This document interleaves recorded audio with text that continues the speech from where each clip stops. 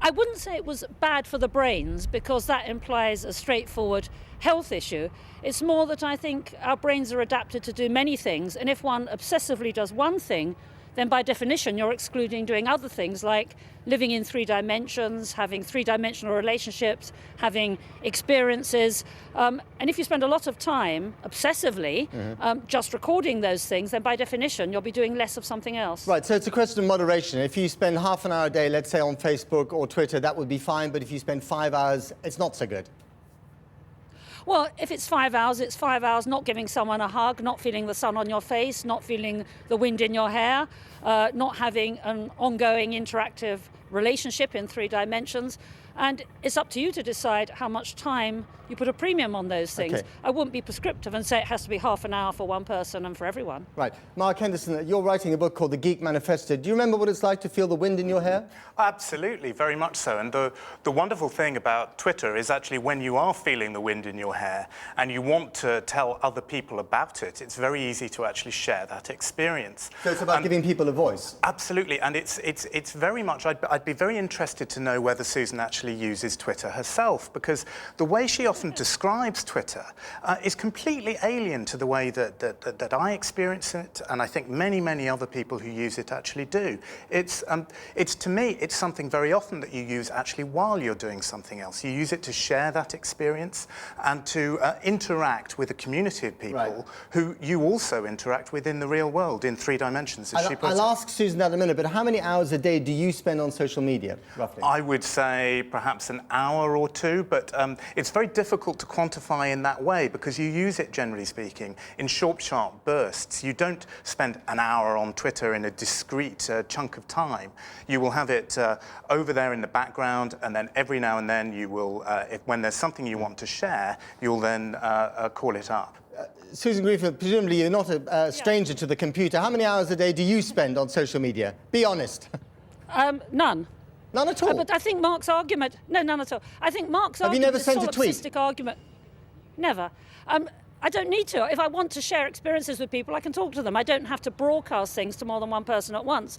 And I think this solipsistic argument that Mark uses, which is I've often come across where people present themselves as Renaissance men or women and it's okay for them and they're just fine, does not extend, and it's illogical to extend, to the generalization that they do. My concern, and obviously one shared by the co-founder of Twitter, is when people are using it to the exclusion of other things, or indeed seeing themselves as constantly connected with others. And I think that might erode the privacy, the firewall of your brain and body that up until now has given you a sense of identity and a sense of being special and sharing special things and times with others. My concern, I'd like to just emphasize, my concern is not so much the technology, it's the abuse of the technology. All right, but let's say you're someone you're clearly not a person lost for words, but if you were lost for words, you lived in, I don't know, Syria at the moment, and you weren't able to communicate on the telephone or indeed viva voce with other people, then surely something like Twitter or indeed Facebook is an indispensable tool of social communication. Of course it is. And for example, my widowed mother, who's coming up 85, my brother and I would love to see her using Facebook. The technology is neutral. It's like saying, is a car good or bad? Of course, your answer would be, it depends. And I'd like to reply, it depends. And the fact that the co-founder of Twitter has these concerns, I think are grounds for concern, and rather just going back to your own life. And Mark's a mature and experienced man with a rich and fulfilling life. There may be others who are younger or less fortunate or less experienced than him who feel that they have to all the time be connected, they have to all the time tell everyone everything. And I'd just like to suggest that that might impact on how they view themselves and indeed relationships. So, Mark, we heard it from the expert, you have a rich and fulfilling life. Do you really need to reduce that life to 140 characters and tweets? I mean, is it really necessary? Can't you just have a conversation with people? First of all, it's very much not about reducing it to 140 characters. One of the key things about Twitter is actually it's very easy to link to other material. Twitter has been the best thing that has happened to long-form journalism for ages, in that it actually allows producers of that kind of thing to push that content out to other people who might be interested in it. And I mean, it's interesting you describe Susan as an expert on it. She's a very eminent neuroscientist. But Susan has been talking a lot about the effects that Twitter may have on the brain, etc., etc. But so far as I'm aware, and please do correct me if I'm wrong, you haven't published anything in the academic literature on this, which is, as you know, as a scientist, the proper forum for raising such concerns. And I'm very interested to know why you haven't done that and whether you intend to. OK, it's getting personal. Please respond. OK, well, I think Mark's widening out the argument. I'm happy to respond to that. If the argument is, as a neuroscientist, have I published the impact of the environment on the brain, then yes, I have in peer-reviewed journals. The environment, as well as maybe, but Twitter specifically? Well, Twitter is part of the environment.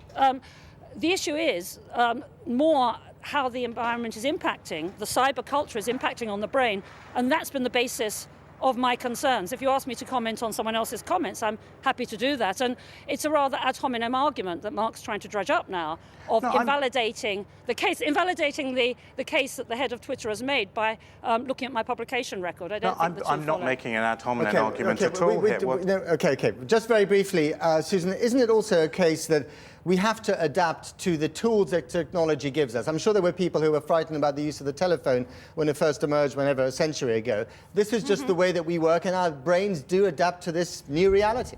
Indeed. Of course they do, but I'm sure you've read Silas Marner, where the person becomes the loom that they're constantly working in. Yes, of course we adapt to our environment, but we must remember the technology is there to serve us, not the other way around. And anything done in excess, whether it's eating ice cream, eating chocolate, lying in bed all day, all those things which are very pleasant to do, if done in excess, they're done to the detriment of other things. My argument, I repeat, is not so much in the technology, but in the obsessive and full use of it that excludes living a proper life. Mark? Everything in moderation, absolutely. But at the same time, that is the way that most people actually use social networking. It's actually about building communities. It's about bringing people together, people of like mind who might not otherwise have found. Well, why not just talk to them? Well, go to the pub, but that's pick up the phone. But that's what happens as a result of that. What you have as a result of that, you have what are known as tweet-ups, people who would not otherwise have met each other, actually getting together, sharing a drink, meeting in real life. I know people who've met their girlfriend, boyfriend, wife, husband on Twitter and Facebook. I mean, this is something that aids and abets the real world. It does not replace it. No, I think, Mark, you should say it can aid and abet. And if you go back to your Renaissance solipsistic argument, that's fine. The very fact, and this is what you've skirted around, the very fact the man who founded this is concerned, I think, is grounds for concern. We should at least discuss it rather than dismiss it and say that we're living in this wonderful world where everything's just fine or dandy, you're sharing everything of everyone. Surely the fact he says it is what we should be discussing. Why is he suddenly saying this? Okay. If everything was fine, why is he raising it? We're going to have to leave it there, but one thing is for sure, and I say this to both of you couldn't have this kind of lively conversation on Twitter or Facebook. Oh, you could. No, you can't, I don't think. Susan Greenfield, Mark Henderson, thank you very much. Thank you.